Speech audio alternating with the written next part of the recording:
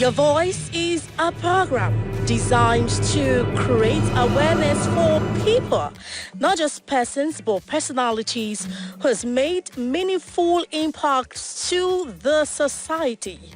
This is not just a place where we talk about all the problems in the country and the economy without solutions, just like the saying goes. If you crave for a change, the change should start with you.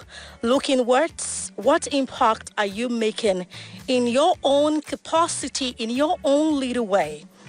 How are you adding your voice to the betterment of the society? That's a question begging for so much answers.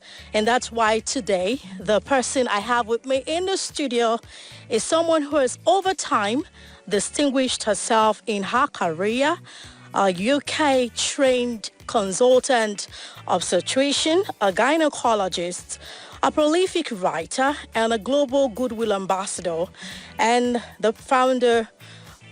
She's also the founder of Loretta Health Initiative. The list is just endless.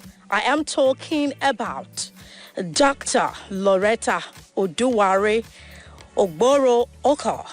Ma, you're welcome. Adesua. You're welcome, mommy. Adesua. Did I bother the name? No, actually, I'm really impressed. So I'll call your name 3 times. Okay, Adesua. mommy.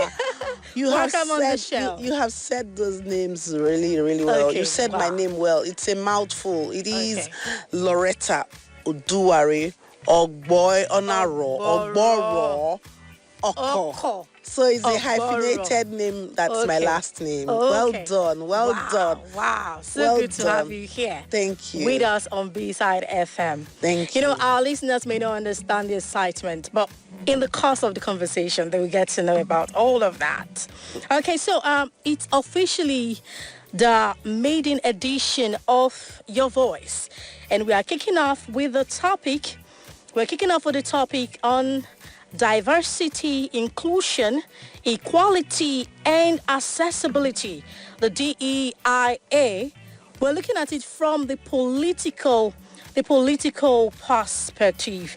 And just a little intro into the topic. We'll be talking about diversity, equality, and inclusion. This refers to organizational frameworks which seeks to promote the fair treatment and full participation of all people, particularly groups who have historically been underrepresented or subject to discrimination on the basis of identity, disability, or the needy, those who are in need, which you have been fighting the cause for a long time now. I'm aware of that. So in this context, in this very context, I'm going to ask you, Dr.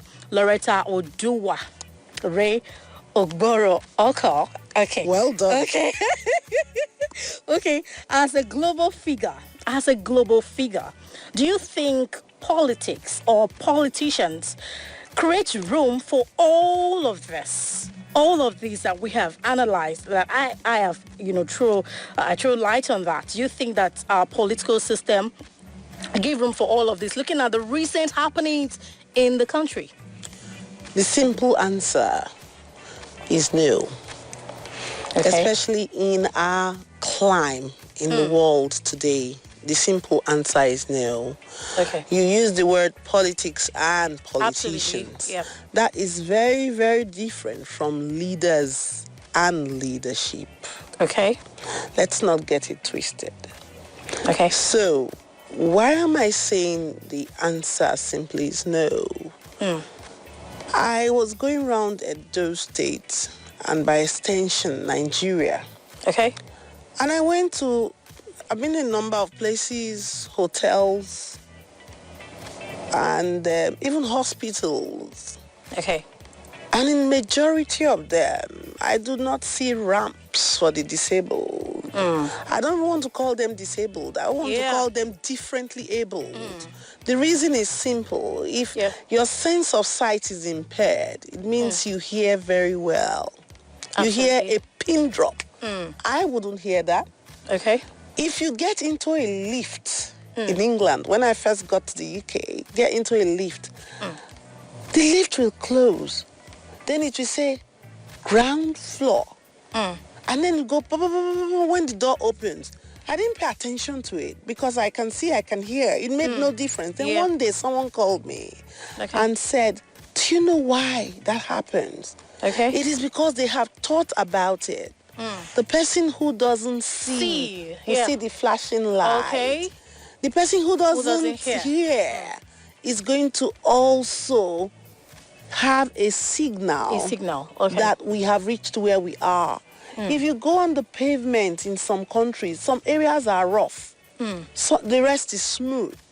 The places that are rough are the junctions. So people who walk around with a stick, when they get to the rough areas, automatically that stick is going over the knobs and it's going, they know they are at a junction. Okay. But because you and I are seeing, we don't perceive it. Now, what does that tell you? It tells you that the society has made provision for differently abled people and is trying to bring about equity. Not necessarily equality. Absolutely. Because I don't think everybody can be equal. But I do believe and I know that you can create equity, a level playing field for everyone. And a standard that is almost near uniform. And this is why you may not know, but having a PhD in law and criminology in view, it means that I've had the opportunity to study criminal systems, justice systems, and all of that. And you find that sometimes you just have a nail hammer approach. So what do I mean? Oh, that's a thief. Put him in jail. Yeah, just attack him. And that's not stopping with just the law, but the society. You see jungle justice. But nobody actually sees beyond these things. Is there forced criminality? For instance, take a lady who maybe is in prostitution, if I'm going to be allowed to use that example. She's hungry. She was a victim of domestic violence. She's now saddled with 2 children. And then she starts this business, which is as old as man, by the way. I'm not supporting it, but I'm just pointing it out. And then in the process, she goes somewhere, she sees somebody who, the man has a lot of cash. She doesn't want to steal, but she's hungry, so she picks it up and she steals. Now, that is what you call forced criminality. Innately, that person was not a criminal. But you see, because of the diversity in social strata, because of the diversity in she don't belefu, I don't eat, then just the innate satisfaction of the basic needs of human being comes into play, and she has to meet it. So you now have a situation where because society has taken away equity, you now have forced criminality. So diversity, inclusion, equity, and accessibility are all 4 sides of a cube. Okay. If you get what I mean. Rightly said.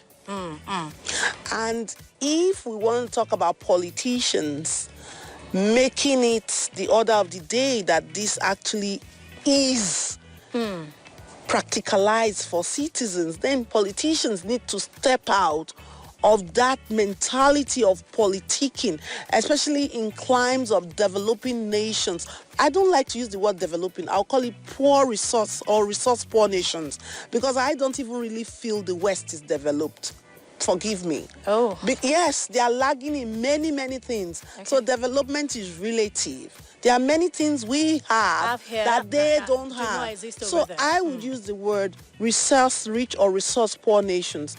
Now, the people who are in politics in resource-poor nations have used poverty and weaponized it in such a way that they now have control of the electorate. Now, Adesua and all our listeners, if they provide a level playing field, if they create equity, if they make diversity the order of the day, if they begin to create a level playing ground for women to be included in politics, your mother, my mother, the Okada riders, will they still have control?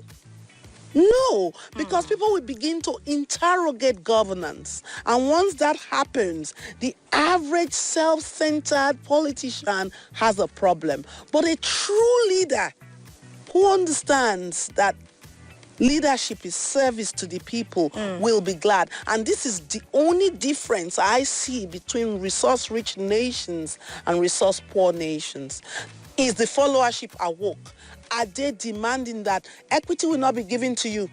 Power is not given. You demand it. You take it back.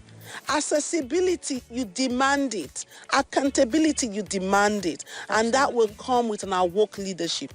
Okay. Are we awoke? Okay, Ma. So we're going to come back very quickly to the program. Would like to just go on a brief commercial break. Your voice continues after this timeout. Stay with us. Thanks, Lord, for staying with us on Your Voice with Adesua Lato. I'm still here in the studio, and I have here with me, we've been talking on a very germane topic with Dr. Loretta Oko. Okay, so moving on. In all of this, what is the hope of the common man? I mean, what are you doing at your own end, if the government isn't able to alleviate the sufferings of the people to a reasonable extent? How are you making your impact in your own way?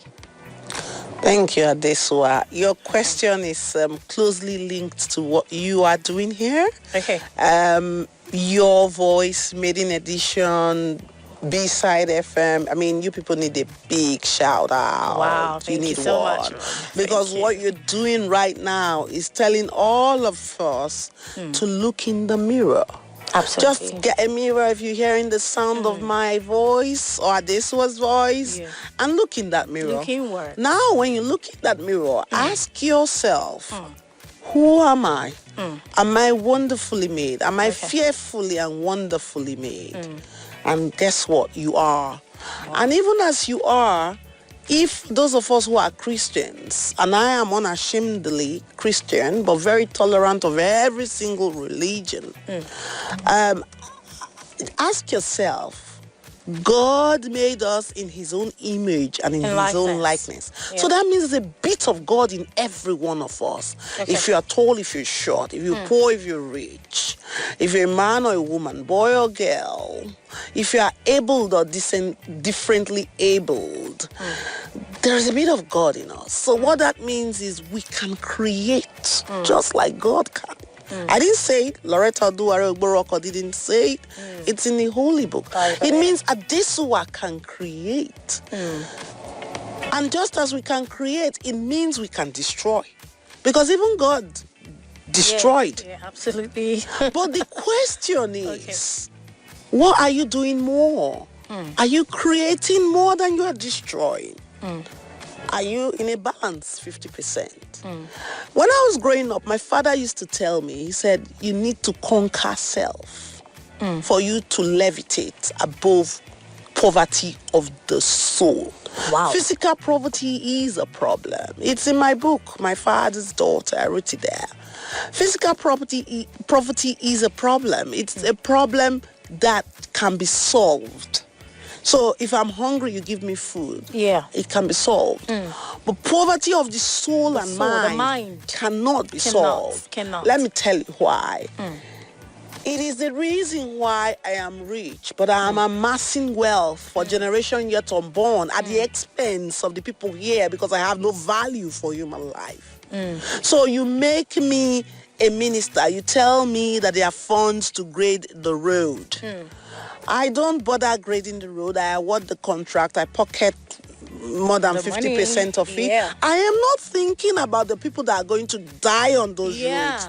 I look in the mirror and I'm waiting for someone else to fix the road.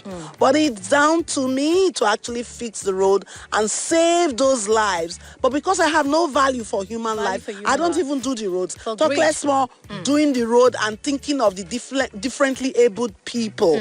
Now, again, I don't bother that road leads to a hospital that people may need to access in times of emergency. I'm not worried. Purposes. I think I can just get on a plane and fly out of the country at any time. I don't understand that there are some things that cannot even get on a plane. A plane is a pressurized container, and there are certain medical conditions. If you get into it, you're in trouble. But ask people today, for instance, I'm using the healthcare sector. How many CMDs can boast that the hospital, I'm talking of government hospitals now, I'm not talking of private hospitals, that the hospitals they had can save them if they had a ruptured aneurysm? Yet, can't even go there. Yet, sometimes you see them, they are fixing the fence of the hospital. Yeah. They are painting the hospital. Trying to maintain one part. They want people to see the visuals. And as they are doing those things, they are pocketing money. Of course. Because there's a poverty of the soul. These are not hungry people.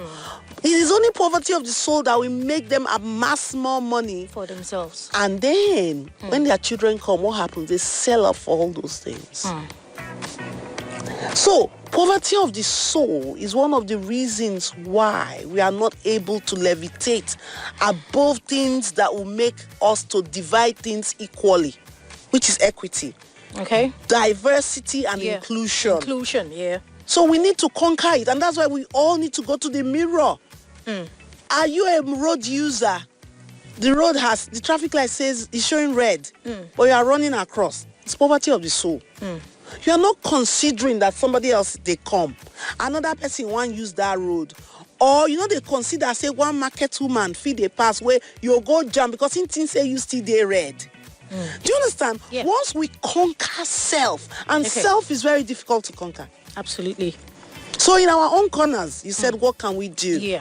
Since the government is failing us, look in the mirror, reflect. How can I make my neighbor's life better? And that's why this is what it's doing today. And this is why it's telling people, giving awareness, reflect. Let's make Nigeria a better place. Okay, ma'am. So apart from your foundation, because I'm aware that you are the founder of Loretta Health Initiative, and you were at the palace of the Oba of Benin, His Royal Majesty Omonoba Nedokwa Akpolokpoloba Ewa II. You were there, and I was also there with you as well. So apart from your foundation, you have your wide range of knowledge in the medical profession. You're also an author, a writer. So tell us about all of that. This is what you see when people list everything that I am. I get very tired. I get tired because the list is endless. Yes, because they miss the most important thing on that list. Okay. And you know what that is? What's that, ma'am? I'm a human being. Our shared humanity is a true religion, and I tell people that. Okay. And I want to just say a big thank you to our Royal Majesty, Oba Ewa II. Today, the Loretta Health Initiative, we're at the palace. We're collaborating with Oba Ewa II Foundation. And what were we doing? We're bringing healthcare to the grassroots, to the people. We were defying the laws of non-inclusion. We're defying the laws of non-diversity. We're defying the laws of non-accessibility. And we're defying the laws that keep people apart, and the law of inequality, if you want to use that word, to bring healthcare to the grassroots. And I want to say thank you to His Royal Majesty. Because the Loretta Health Initiative was formed as a way to get healthcare to the grassroots where people are denied access. Do you know that sometime last year, our National Bureau of Statistics told us that 133 million people were in multi-dimensional poverty? Of course, at those states we have our share. Now, what made them to be multi-dimensional poverty is that they do not have access, which is one of the things you've put on this list of 4 today. They don't have access to good healthcare. They don't have access to good water. So Loretta Health Initiative, even to the politicians that represent them, that's a big issue. So if you don't have access to your constituency, how are you going to know what your constituency wants? You mean you go there and tell them what you think they want? Little wonder they threw out the bill for women inclusion in politics the other time. And Loretta Health Initiative, we We have a founder who has lived across borders. And we saw that the people in those resource-rich nations, what do you think they do that is magic is not magic. Okay. It is just because people have value for human life and they bring the things straight to the grassroots. Yeah. They surmount all of these man-made divisions and especially healthcare, health and education, basic healthcare and education that will change the lives of many. So we are saying at Loretta Health Initiative that many people will often tell you that one tree does not form a forest. But we can tell you, one tree starts a forest. Okay. Myself and my husband, for many years, we've given scholarship to the best graduating students from surgery. We give them laptops and cash prizes. We bought the first operating microscope for UBTH. But then we looked Cash at prizes in dollars. it in pounds. In pounds, rather. Okay. Yes. Okay. And because then you're we in the looked at UK, it and said, this is all tertiary. What we are doing is at the tertiary level. And it's a good thing. We are celebrating excellence. Okay. But we need to bring that healthcare to the roots, to the basics. So we thought out and said, okay, we can have another arm. Okay. Loretta Healthcare Initiative, bringing healthcare to the communities, using Edo State people to push Edo State health. But more importantly, we go to the markets, we go to the schools, we talk to our mothers and our fathers in the native languages, pidgin English. We'll tell them, say, daddy, come check your blood pressure. We look some high where we get to give them medicine for their self. Okay. May they not go Okay, fall so currently you're carrying out an community outreach. Oh, That's yes, what you're doing. Adesua. Okay. We have been round the senatorial districts in Edo State. We were in Edo North, in Auchi. We were in Edo Central. We were in Upiaja. We were in Edo South. Oka and His Majesty's Palace today. So, and this is not ending. This is actually going on. But more importantly, I think what we want people to do is to improve on their own healthcare seeking behavior. Okay. Again, go to that mirror. You know, why you go carry problem where you get? You just go pastor, say, pastor, they pray for me. Oh. You not go hospital. Rather than going to the hospital. Now, I know why people not go hospital at this one, and I not to blame them sometimes. Well, what's hospital sometimes? Sorry, I don't sleep in it. Well, what's hospital by so? Yeah, it was Zokpebo. Okay. You come confused. When I was speaking English, you come confused. Yeah. You know, when I first reached England, you know what it shocked me? Simple English. Now they explain things to you. And sometimes you just ask the doctor something. You just say, I don't know. Yeah. Let me go and check. And they come back. Me I go shock. Say, as a doctor, where they come from? Nigeria. Yeah. You must know everything. You can't pose. They wear lab coats. Can't speak baby English. Our mama, they're not go there ginger to come meet you. That's true. Imagine say, our mama just enter clinic now. But mama, what they do you? Yes. You go begin to explain. Well, they knock PG. Yeah. I go act like say I did interested in her. In When the one say, yeah, I know you coming. As a matter of fact, just Then to go they add, come. I was but actually they in the go to hospital the one day, pastors because the pastors listen. The imams listen. Give them that They give them attention. that attention. The way the nurses will even attend to the elderly, the way they would maltreat them, the way they would approach them, the way they would talk to them is scary. But you know, say even though we don't talk this single one side, then the other side we say how much they pay these nurses, how much they pay That's these another doctors. thing, though.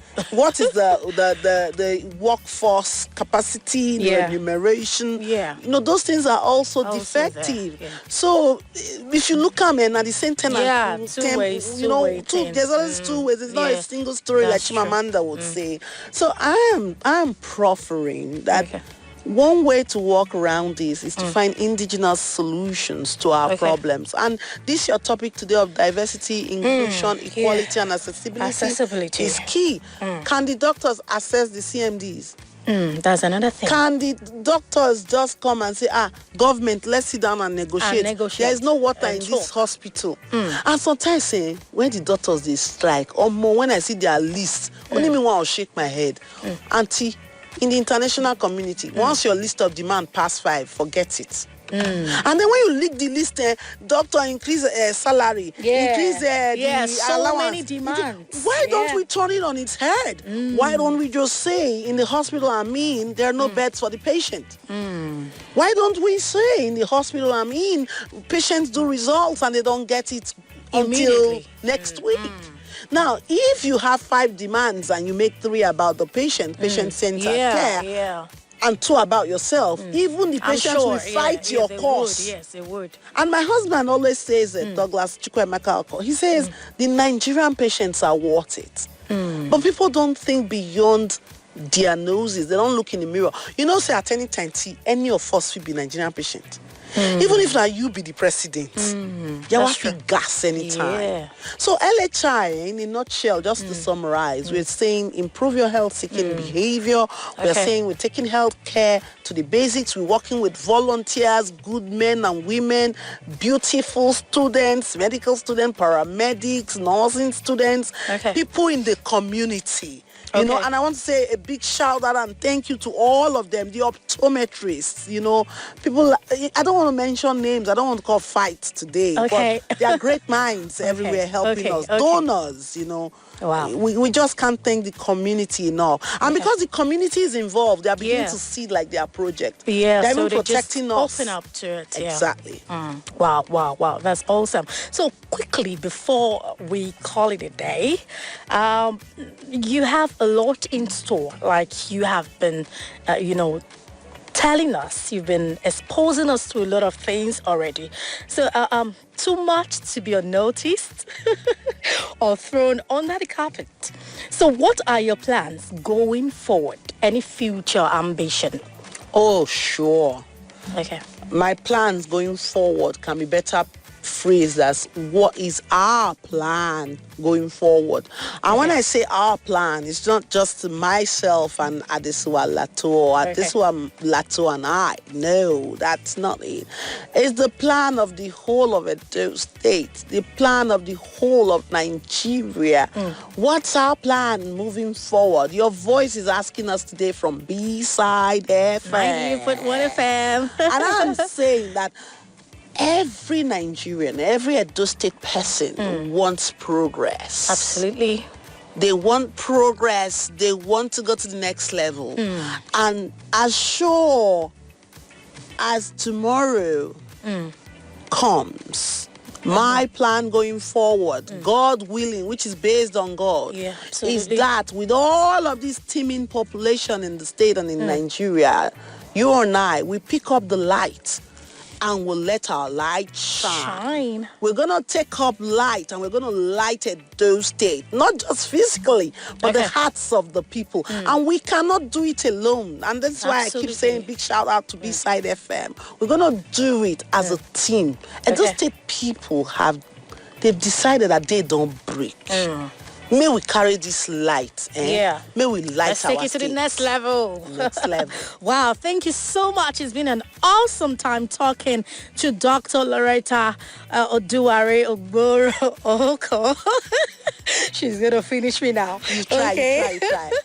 Okay. And always they talk and there's no two of that name on the planet. There's no at all. It's just one. It's just one. Okay. Thank you so much. It's been an amazing time with you tonight, Dr. Loretta. And this is where we draw the curtain on today's episode of Your Voice. I want to thank the sponsors of this program, the Palatial Hotels and Apartment and Travel Around Logistics. And of course, a big shout out to Dr. Loretta Health Initiative. Do join us next week for another interesting and captivating episode. I am Adesua. Lato is bye for now.